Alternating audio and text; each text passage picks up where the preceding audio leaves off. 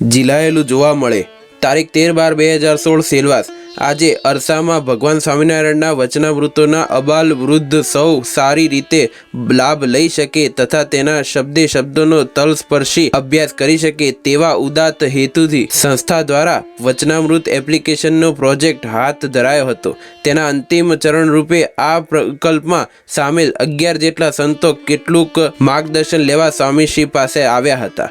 તેઓ સાથેના વાર્તાલાપમાં પોતાની રુચિ દર્શાવતા સ્વામીશ્રી 2-3 વાર બોલ્યા કે અક્ષર બ્રહ્મ અને પરબ્રહ્મ માયા પર છે, આ વાત વારે વારે મૂકી જ દેવી। સ્વામીશ્રીને આ જ્ઞાન ગોષ્ઠીમાં ખૂબ રસ પડેલો હતો, તેથી તે પૂરી કરવાનો વખત આવ્યો ત્યારે બોલ્યા, પૂરું કરવાની ઈચ્છા જ નથી થતી, રાતોની રાત આને સાંભળ્યા કરીએ એવું થાય છે। ભગવાન સ્વામિનારાયણ કહે છે કે અમારે તો ભગવાનની કથા કીર્તન કે વાર્તા કે ભગવાનનું ધ્યાન એમાંથી કોઈ કાળે મનની તૃપ્તિ થતી નથી। શ્રીજીની આ પ્રકૃતિનું પ્રતિબિંબ સ્વામીશ્રીમાં પણ ઝીલાયેલું જોવા મળે છે। જય સ્વામિનારાયણ।